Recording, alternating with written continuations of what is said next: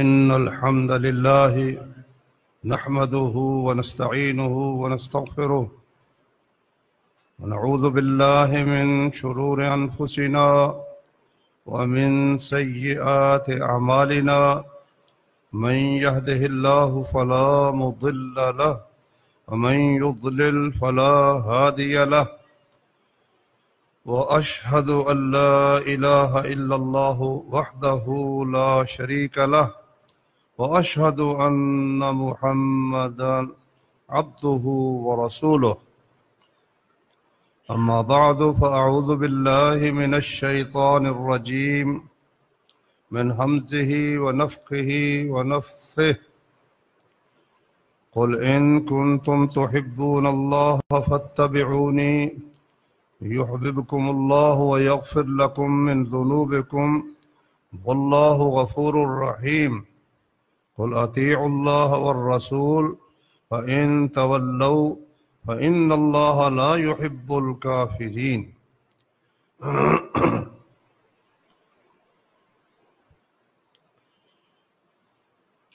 محترم بھائیو، اللہ وحدہ لا شریک نے ہمیں سورہ فاتحہ کے ذریعے سب سے عظیم دعا سکھائی ہے، دعا کا ادب اور اس کا سلیقہ سکھایا ہے۔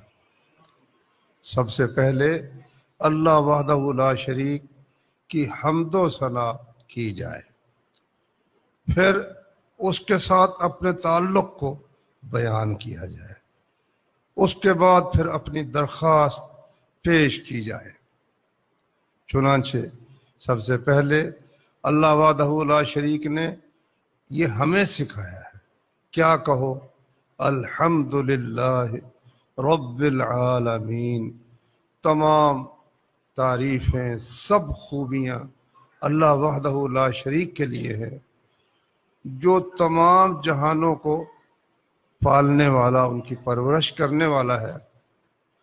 الرحمن الرحیم، جو بے حد رحم والا ہے، جس کے رحم کی کوئی حد نہیں۔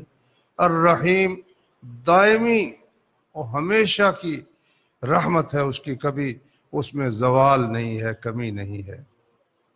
مالک یوم الدین، اس رحمت کے ساتھ ساتھ وہ جزا کے دن کا مالک بھی ہے۔ یہ ہوگی تعریف۔ اب اپنا تعلق پیش کیا کہ پروردگارہ ہم کون ہیں؟ ایاک نعبد، ہم وہ ہیں کہ صرف تیری بندگی کرتے ہیں، تیرے سوا کسی کی بندگی نہیں کرتے۔ یہ ہے اپنے عمل کا وسیلہ، ہم تیری بندگی کرتے ہیں۔ تو اب مانگے پھر کس سے؟ جب بندگی تیری ہے، مالک تو ہے، پھر ظاہر ہے کہ تجھی سے مانگیں گے۔ ایاک نعبد و ایاک نستعین۔ حضرت ابو ہریرہ رضی اللہ عنہ سے صحیح مسلم میں حدیث ہے کہ رسول کریم صلی اللہ علیہ وسلم نے فرمایا کہ اللہ تعالیٰ فرماتے ہیں، نبی کریم صلی اللہ علیہ وسلم جب اللہ تعالیٰ کے حوالے سے کوئی بیان کرے تو اسے حدیث قدسی کہتے ہیں۔ اللہ تعالیٰ فرماتے ہیں، ہاں یہ حدیث بعد میں آ رہی ہے، پہلے انہوں نے رسول اللہ صلی اللہ علیہ وسلم کا فرمان بیان کیا کہ ہر وہ نماز جس میں سورہ فاتحہ نہ پڑھی جائے، وہی خداج خداج خداج غیر تمام، کوئی بھی جانور، کوئی وہ بچہ پورا ہونے سے پہلے ناتمام اور ناقص بچہ پھینک دے تو اسے خداج کہتے ہیں۔ جس نماز میں سورۃ الفاتحہ نہ پڑھی جائے وہ خداج ہے، اس بچے کی طرح بیکار ہے جو بچہ کے مکمل ہونے سے پہلے وہ ماں کے شکم سے ضائع ہو جاتا ہے۔ اسی طرح نبی صلی اللہ علیہ وسلم نے فرمایا، ہر وہ نماز جس میں سورہ فاتحہ نہ پڑھی جائے وہ خداج ہے، ناقص، بیکار ہے۔ ایک شاگرد نے کہا کہ ہم نماز میں امام کے پیچھے ہوتے ہیں تو پھر کیا حکم ہے؟ انہوں نے کہا اقرا بہا یا فارسیو، اقرا بہا فی نفسک یا فارسیو۔ ایرانی تھا نا وہ بھائی، انہوں نے کہا اے فارسی، اے ایرانی بھائی، دل میں آہستہ پڑھ لیا کرو۔ اس کا یہ مطلب نہیں دل میں سوچتے جاؤ، سوچنا اور ہے، پڑھنا اور ہے۔ پڑھنا اسی کو کہتے ہیں کہ زبان ہلے، ہونٹ ہلے تو پڑھنا ہے، قرات ہے، ورنہ نہیں ہے۔ ایک شخص وہ دل میں ہی وہ مطالعہ کرتا جاتا ہے، اس کو مطالعہ کہہ سکتے ہو، لیکن قرات اسے نہیں کہہ سکتے۔ اب اگر کوئی شخص ساری نماز میں وہ دل کے اندر ہی وہ الفاظ دہراتا جائے، زبان کو حرکت نہ دے، تو نماز اس کی نہیں ہوگی، اس کے لیے الفاظ ادا کرنے پڑیں گے۔ تو اس لیے ابو ہریرہ رضی اللہ عنہ نے کہا کہ اپنے دل میں پڑھو، قرات کرنی ہے مگر آہستہ۔ پھر انہوں نے اس کی دلیل بیان کی کہ میں نے رسول اللہ صلی اللہ علیہ وسلم سے سنا ہے کہ اللہ تعالیٰ فرماتا ہے میں نے نماز کو اپنے اور اپنے بندے کے درمیان 2 نصفوں میں تقسیم کر لیا ہے، نصف میرا اور نصف میرے بندے کا۔ اسے حدیث قدسی کہتے ہیں۔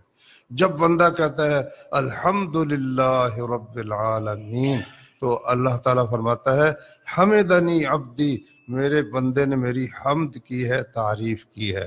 جب وہ کہتا ہے الرحمن الرحیم، اللہ تعالیٰ کہتا ہے اثنا علی عبدی، میرے بندے نے میری ثنا کی ہے۔ جب وہ کہتا ہے مالک یوم الدین، وہ جزا اور بدلے کے دن کا مالک ہے، تو اللہ تعالیٰ فرماتا ہے مجدنی عبدی، میرے بندے نے میری بزرگی اور میری عظمت کا بیان کیا ہے۔ جب وہ کہتا ہے ایاک نعبد و ایاک نستعین، تو اللہ کہتا ہے اس میں آدھا میرے لیے ہے، آدھا میرے بندے کا ہے۔ اللہ کے لیے کیا ہے کہ اس کی بندگی کا اعتراف ہے کہ یا اللہ ہم عبادت صرف ایاک، صرف تیری بندگی اور کسی کی نہیں۔ اب آگے فرمایا اس سے آگے میرا بندہ سوال شروع کر دیتا ہے۔ پہلا سوال یہ ہے ایاک نستعین، صرف تجھ سے مدد چاہتے ہیں، تیرے سوا کسی سے مدد نہیں چاہتے۔ اچھا کیا مدد چاہتے ہو؟ مدد تو ہر چیز میں ضرورت ہے بھائی، کھانے میں بھی، پینے میں بھی، رہنے میں بھی، پہننے میں بھی، تعلقات میں بھی۔ غرض انسان کی ضرورتیں تو کبھی ختم ہوتی نہیں ہیں۔ تو اب موقع آیا کہ اللہ تعالیٰ کی تعریف کی، پھر اللہ کی بندگی کا واسطہ پیش کیا، وسیلہ پیش کیا۔ تیری ہی جب بندگی کرتے ہیں تو تجھی سے مدد چاہتے ہیں۔ پروردگار نے کہا اچھا کیا چاہتے ہو؟ اب کوئی بھی چیز مانگ سکتا تھا، مگر اللہ نے ہمیں یہ سکھایا کہ تم مجھ سے کیا مانگو، اہدنا الصراط المستقیم، صراط مستقیم پر ہمیں دکھا بھی دے اور اس پر چلا بھی دے۔ صراط الذین انعمت علیہم، ان لوگوں کا راستہ جن پر تو نے انعام کیا، انبیاء اور شہداء اور صالحین اور صدیقین، غیر المغضوب علیہم ولا الضالین، جن میں یہ وصف بھی تھا کہ اللہ کا ان پر انعام تھا، اور یہ وصف بھی تھا کہ مغضوب علیہ یا ضالین وہ نہیں تھے، نہ تو وہ ان پر اللہ کا غضب تھا۔ اللہ کا غضب کس پر ہوتا ہے؟ جو مسئلے کو جانتا ہو پھر جان بوجھ کر مخالفت کرے۔ یہودیوں میں یہ وصف پایا جاتا تھا۔ اور ضالین گمراہ کون ہے؟ جس بیچارے کو پتہ ہی نہ ہو، بس عشق کے اندر ہی وہ اندھا ہو چکا ہو نا، اس کو کہتے ہیں ضالین۔ بندے نے یہ دعا کی کہ یا اللہ ہمیں اہدنا الصراط المستقیم، سیدھی راہ سکھا، اور کہا آمین، یا اللہ ہماری دعا قبول فرما۔ ساتھ ہی اللہ نے کہہ دیا کہ تمہاری دعا بھائی قبول ہو چکی۔ بسم اللہ الرحمن الرحیم، الف لام میم، ذالک الکتاب لا ریب فیہ ھدی للمتقین۔ الف لام میم، دنیا کی ہر کتاب میں کوئی نہ کوئی بات شک والی ہو سکتی ہے، لیکن یہ جو میں نے کتاب تمہارے سوال کے جواب میں تمہیں عطا کی ہے، اس کی ایک بات میں بھی شک نہیں ہے۔ پاک ہی پاک ہے، یقین ہی یقین ہے۔ اور تم نے ہدایت مانگی تھی تو یہ ہے ہدایت، یہ رستہ بتائے گی، مگر ہر شخص کو رستہ نہیں بتائے گی۔ ہدی للمتقین، جو بچنے والے ہیں، جن چیزوں سے رب تعالیٰ نے روک دیا ہے نا اس سے بچ جاتے ہیں۔ جو بیمار حکیم کا علاج کرتا ہے، وہ پرہیز نہیں کرتا، وہ کس طرح تندرست ہو سکتا ہے بھائی؟ اللہ کے احکام پر عمل کرے اور اس نے جن چیزوں سے روکا ان سے رکتا ہی نہیں، تو کس طرح سے؟ بد عمل بیمار کو امرت بھی زہر آمیز ہے، سچ کہا ہے 100 دواؤں کی دوا پرہیز ہے۔ تو متقین پرہیز والوں کے لیے ان کی پھر اللہ تعالیٰ نے آگے کچھ صفات بیان فرمائیں۔ تو جس طرح سے جب کوئی کسی فیکٹری میں کوئی مال تیار کیا جاتا ہے، کوئی مشین بنائی جاتی ہے، ساتھ ہی ایک کتاب اس کو دی جاتی ہے جو خریدے کہ اس طریقے کے مطابق تم اگر اس مشین کو استعمال کرو گے تو یہ صحیح چلے گی اور تم اس سے فائدہ اٹھا سکو گے، اور اگر صحیح طریقے کے مطابق، اس طریقے کے مطابق نہیں نہ چلو گے جو ہم نے بنائی ہم تمہیں بتا رہے اس طریقے کے مطابق تم نے اسے چلانا، اگر اس طریقے کے مطابق نہیں چلو گے، جا کر بعد میں کہو گے خراب ہو گئی، تو تمہیں یہی کہا جائے گا بھی تم نے اس طریقے پر چلایا ہی نہیں اسے، تو یہ کیسے درست ہو کر چلتی۔ اسی طرح دنیا کی سب سے بہترین مشین جو اللہ نے اپنے ہاتھوں سے بنائی ہے نا، وہ ہم اور آپ ہیں، انسان ہے۔ لقد خلقنا الانسان، قسمیں کھا کھا کر اللہ نے فرمایا والتین والزیتون والطور سینین وہذا البلد الامین، قسم ہے طور کی جہاں موسیٰ علیہ السلام کو نبوت عطا ہوئی، کیا ہے والتین والزیتون، تین اور زیتون یہ ہے بیت المقدس ہے نا، شام کا علاقہ، یہاں عیسیٰ علیہ السلام کی جہاں پیدائش اور پرورش ہوئی، اور والطور سینین، یہاں موسیٰ علیہ السلام کو اللہ تعالیٰ ہم کلام ہوا ان سے، وَهَذَا الْبَلَدِ الْأَمِينَ، اور یہ بلد امین مکہ، تینوں کی قسم کھا کر اللہ نے کہا یہ تینوں شہر، یہاں سے اٹھنے والی شخصیتیں، جناب عیسیٰ علیہ السلام، جناب موسیٰ علیہ السلام، جناب محمد صلی اللہ علیہ وسلم، یہ دلیل ہیں۔ لقد خلقنا الانسان فی احسن تقویم، کہ ہم نے انسان کو بہترین شکل و صورت میں پیدا کیا، اپنے ہاتھ سے بنایا، بہترین شکل و صورت عطا کی، پھر نافرمانی کی وجہ سے فرمایا ثم رددناہ اسفل سافلین، سب سے نیچوں سے نیچ، ذلیلوں سے ذلیل، کمینوں سے کمینہ، وہ بھی یہی حضرت انسان ہے۔ الا الذین آمنوا، مگر جو لوگ ایمان لائے اور عمل صالح کیا، ان کے لیے اجر غیر ممنون، کبھی ختم نہ ہونے والا اجر ہے۔ یہ مشین بنا کر جب اس کو ہمارے والد ماجد کو زمین پر بھیجا تو ساتھ ہی فرمایا فَإِمَّا يَأْتِيَنَّكُم مِّنِّي هُدًى فَمَن تَبِعَ هُدَايَ فَلَا خَوْفٌ عَلَيْهِمْ وَلَا هُمْ يَحْزَنُونَ، کہ جاؤ زمین پر چلے جاؤ اور راستہ میں بتاؤں گا، میں نے اس مشین کو بنایا ہے، انسان کو بنایا ہے، اسے کس طرح زندگی بسر کرنا ہے یہ میں بتاؤں گا۔ اب پیدا کرنے والے سے بہتر کون انسانی زندگی بسر کرنے کا طریقہ بتا سکتا ہے؟ وہ اللہ نے اس کے لیے انبیاء کرام کو مبعوث فرمایا۔ اس لیے مومن جب تک نہیں ہوتا، وہاں فرمایا نا ھدی للمتقین، اس قرآن میں رستہ موجود ہے، لیکن کس کے لیے؟ الذین یؤمنون بالغیب، غیب پر ایمان لاتے ہیں، ہاں جی، وَيُقِيمُونَ الصَّلَاةَ، نماز قائم کرتے ہیں، وَمِمَّا رَزَقْنَاهُمْ يُنْفِقُونَ، جو دیا اسے خرچ کرتے ہیں، اور اس پر ایمان لاتے ہیں جو آپ پر نازل کیا گیا، اور اس پر ایمان لاتے ہیں جو آپ سے پہلے نازل کیا گیا۔ نبی کریم صلی اللہ علیہ وسلم سے سوال ہوا، حدیث جبریل میں ہے، یا رسول اللہ ایمان کیا ہے؟ فرمایا اللہ پر یقین، اس کے فرشتوں پر یقین، اس کے رسولوں پر یقین، اس کی کتابوں پر یقین، اور یوم آخرت پر یقین، اور تقدیر اچھی ہے یا بری اس پر یقین۔ 6 کی 6 چیزیں نگاہوں سے اوجھل غیب ہے۔ یؤمنون بالغیب۔ ایک شخص مانتا ہی نہیں کہ اللہ کی طرف سے کوئی ہدایت آئی، وہ کہتے ہیں ہم ووٹ ڈالیں گے، جس کے ووٹ زیادہ ہوں گے بس وہ صحیح قانون ہے۔ اگلی حکومت آئی، اس نے کہا نہیں یہ تو بالکل غلط قانون تھا، انہوں نے کہا اب ووٹ ڈالو، وہ قانون پھر غلط ہو گیا۔ آج صحیح تھا، آج عمارت بنائی، کل اس کو ڈھا دیا، پرسوں انہوں نے اس کو پھر بنایا، چوتھے دن ہوا تو پھر انہوں نے اس کو ڈھا دیا۔ اللہ کی ہدایت اس طرح نہیں ہے۔ لا تبدیل لکلمات اللہ، اللہ کی بات بدل نہیں سکتی، اللہ کی بات پکی ہی پکی ہے۔ تو میرے بھائیو، وہ ہے اللہ کا یہ کلام قرآن مجید، اس میں انسانی زندگی جس کا اصل مقصد آخرت ہے اس کی پوری رہنمائی اللہ تعالیٰ نے بیان فرما دی۔ تبیان لکل شیء، ہر چیز کا اس میں بیان، ہر چیز کا بیان ہے۔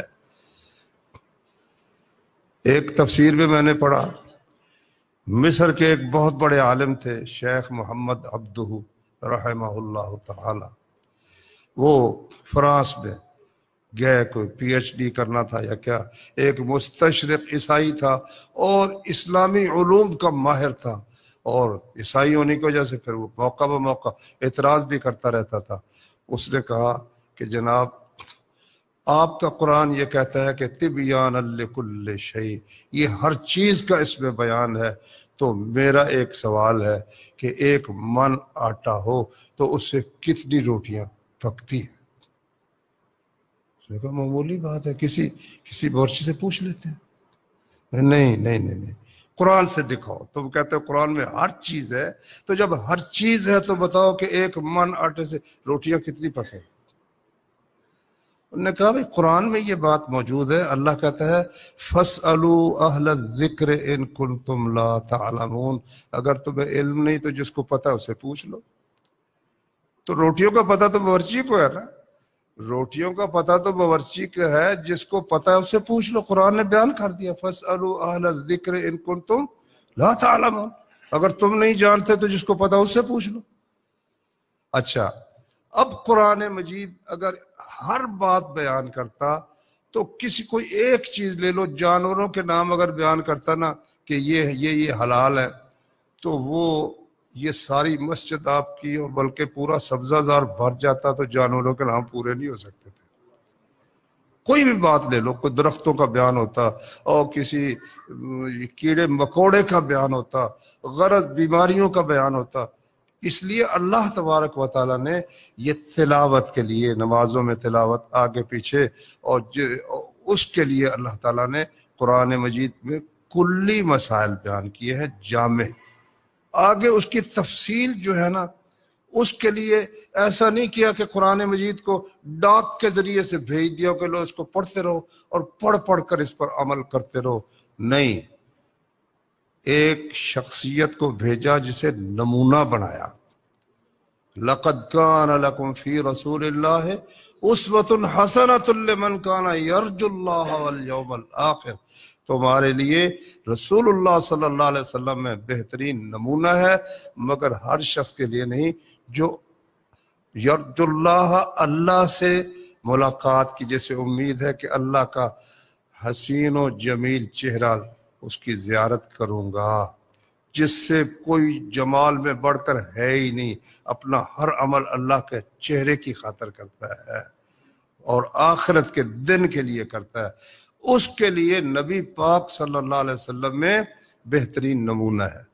لیکن جو کرتا ہی دنیا کے لیے ہے، وہ اس کے لیے تو نبی کریم میں کوئی نمونہ نہیں کہ جس دن فوت ہوئے نبی کریم صلی اللہ علیہ وسلم، آپ کے سالہ ایک بیان کرتا ہے، بیوی حضرت جویریہ کا بھائی، ما ترک رسول اللہ صلی اللہ علیہ وسلم دینارا ولا درہما ولا شاتا ولا شیئا، رسول اللہ صلی اللہ علیہ وسلم نے نہ کوئی دینار چھوڑا، نہ درہم چھوڑا، نہ کوئی بکرا چھترا چھوڑا، نہ کوئی چیز چھوڑی، مگر ایک تو خچر تھی آپ کی سفید سواری تھی، اور یا پھر اسلحہ تھا چھوڑا، اور آپ کی 9 بیویاں تھیں، اور اس دن جس دن وفات پائی نبی کریم صلی اللہ علیہ وسلم نے گھر میں دانے نہیں تھے، آپ نے اس موقع پر 30 ٹوپے 1.5 من سمجھ لو 1.5 من جو ایک یہودی سے ادھارے لے کر تو گھروں میں تقسیم کیے تھے، اور وہ آٹا پکا کر وہ لوگ کھا رہے تھے۔ اور چراغ، حضرت عائشہ کہتی ہے چراغ کے اندر تیل نہیں تھا تو ہمسائے سے مانگ کر لیا تھا۔ اب جو لوگ اپنا سود کے ذریعے سے، بدعنوانی کرپشن کے ذریعے سے، حرام ذریعے سے، لوٹ مار کے ذریعے سے وہ مال اکٹھا کرنے کی فکر میں ہے، ان کے لیے نبی پاک میں کیا نمونہ ہوگا؟ نبی پاک میں ان کے لیے کوئی نمونہ نہیں۔ ان کے لیے تو قانون نمونہ ہے، فرعون نمونہ، یہ لوگ نمونہ ہے، حضرت محمد صلی اللہ علیہ وسلم ان کے لیے نمونہ نہیں ہے۔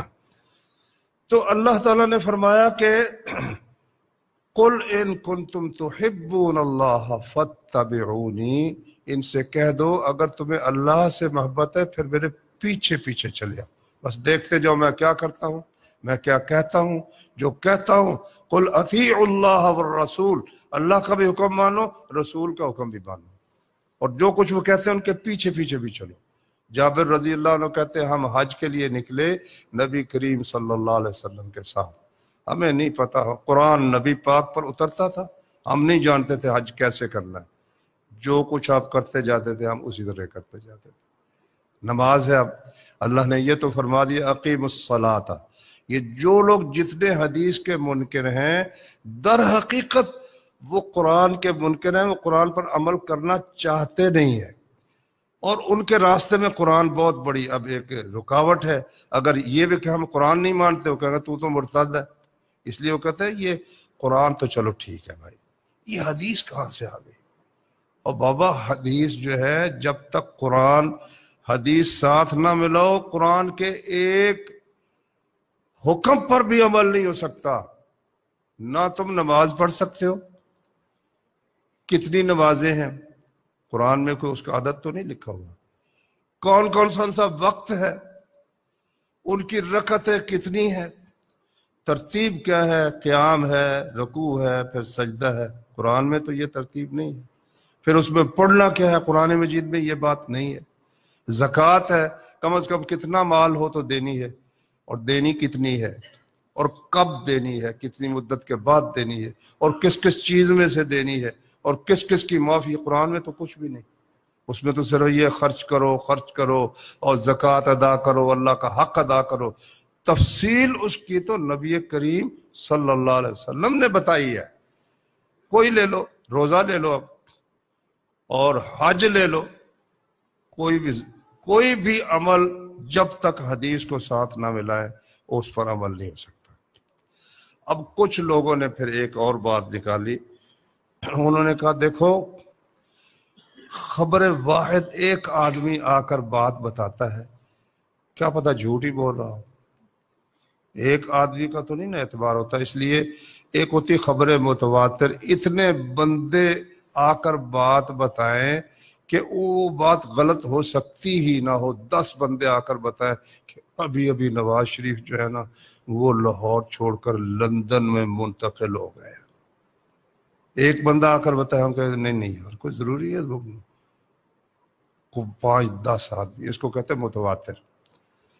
اتنے آدمی بیان کریں تو پھر ان سے بیان کرنے والے بھی اتنے ہوں، ان سے بیان کرنے والے بھی اتنے ہوں، اس کو کیا کہتے ہیں؟ متواتر۔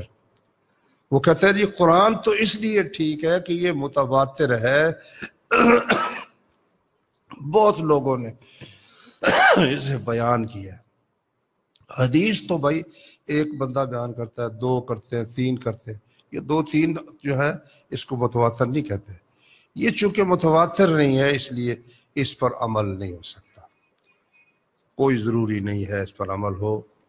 اچھا، یہ اتنی فضول بات اور اتنی غلط بات ہے کہ اس طرح تو پھر قرآن پر بھی عمل نہیں ہو سکتا، کیونکہ قرآن جب اترا تھا تو ایک اللہ تعالیٰ کا کلام تھا، اکیلا اللہ تعالیٰ۔ ان سے خبر لانے والے کون تھے؟ جناب جبریل اکیلے تھے، حضرت محمد صلی اللہ علیہ وسلم اکیلے تھے، اور جو بھی صحابی جس نے سنا بعض اوقات 5-7 بھی بیٹھے ہوں گے، لیکن آگے جب کسی صحابی نے بیان کیا تو اکیلے نہیں بیان کیا نا۔ صحیح بخاری میں حدیث، ابو داؤد میں بھی ہے مفصل، کہ عمر بن سلمہ کہتے ہیں کہ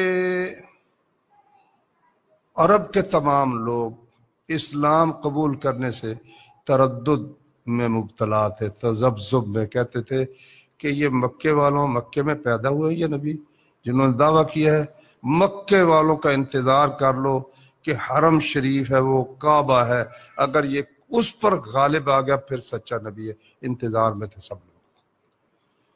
تو لوگ مسلمان بھی ہو رہے تھے، ہمارا ڈیرا تھا گزرگاہ پر، قافلوں کی گزرگاہ تھا، تو لوگ جو گزرتے نا، تو میں بچہ تھا اور میں ان سے پوچھتا بھائی کیا آیتیں اتری ہیں، تو وہ مجھے بتا دیتے کہ یہ آیتیں اتری ہیں، اور وہ میرے دل میں اس طرح چپک جاتی جس طرح گوند چپک جاتی ہے نا، اس طرح مجھے حفظ ہو جاتی۔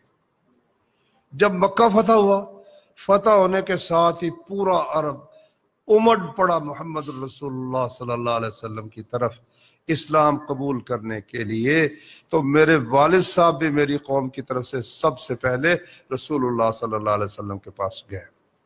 جب واپس ہے انہوں نے کہا اللہ کے بندو، میں اللہ کے سچے رسول کے پاس سے آ رہا ہوں، آپ نے بتایا ہے کہ فلاں نماز فلاں وقت پر پڑھو، فلاں نماز فلاں وقت پر پڑھو، اور تم میں سے جماعت وہ کرائے جسے سب سے زیادہ قرآن مجید حفظ ہے۔ اب مجھے وہ صورتیں بہت سی یاد تھی، ان کو کچھ بھی یاد نہیں تھا۔ انہوں نے پھر مجھے امام بنا لیا۔ 6 یا 7 سال کی میری عمر تھی، پہلے مردوں کی صفیں، پیچھے عورتوں کی صفیں، اور میری قمیض تھی چھوٹی، بچہ تھا، جب سجدے میں جاتا تو وہ جو قمیض ہے نا وہ اوپر اٹھ جاتی، پیچھے سے مال گودام ظاہر ہو جاتا۔ تو پیچھے کسی عورت نے، ایک ہی قبیلہ تھا، سب کو بھائی ہے، کوئی چچا ہے، کوئی ماموں ہے، کوئی بھتیجا ہے، کوئی بھانجا ہے، عزیز تھے۔ وہ آواز دی انہوں نے، او امام صاحب کی پیچھا تو ڈانکو۔ انہوں نے پھر مجھے ایک قمیص میرے لیے بنوائی، لمبی پوری پردے والی۔ تو مجھے اسلام قبول کرنے کے بعد اس قمیص جیسی خوشی کبھی حاصل نہیں، بڑا ہی میں خوش ہوں۔ اب دیکھو، ہم نے اور آپ نے بھی جو قرآن پڑھا ہے، کوئی 20 آدمیوں تو ہمیں نہیں پڑھا ہے نا، ایک بندے نہیں پڑھا ہے نا۔ ہم بھی جب میں اب بیان کر رہا ہوں اکیلا ہی بیان کر رہا ہوں۔ یہ صرف اور صرف حدیث سے جان چھڑانے کے لیے یہ قاعدے لوگوں نے بنائے ہیں۔ نہیں میرے بھائی، اللہ نے قرآن میں فرمایا وَأَنزَلْنَا إِلَيْكَ الذِّكْرَ لِتُبَيِّنَ لِلنَّاسِ مَا نُزِّلَ إِلَيْهِمْ وَلَعَلَّهُمْ يَتَفَكَّرُونَ۔ ہم نے آپ کی طرف نصیحت اس لیے نازل کی ہے تاکہ لوگوں کی طرف جو نازل کیا گیا آپ اس کو واضح کر کے عمل میں لا کر اس کو کھول کر بیان کریں۔ وہ کھول کر جو بیان کرنا وہ حدیث ہے۔ اور ماشاءاللہ یہاں اس کا سلسلہ محترم مولانا مبشر صاحب شروع کر رہے ہیں، بہت خوشی کی بات ہے۔ اللہ تعالیٰ اس سلسلے کو کامیاب فرمائے، اللہ تعالیٰ آپ کے اس مرکز کو روشنی کا مینار بنائے اور تمام دنیا میں ہدایت کی روشنی سے پھیلے۔ اللہ تعالیٰ ہم سب کو جس طرح یہاں بیٹھے ہیں اپنے فضل و کرم سے جنت الفردوس میں جمع فرمائے۔ وآخر دعوانا ان الحمد للہ رب العالمین۔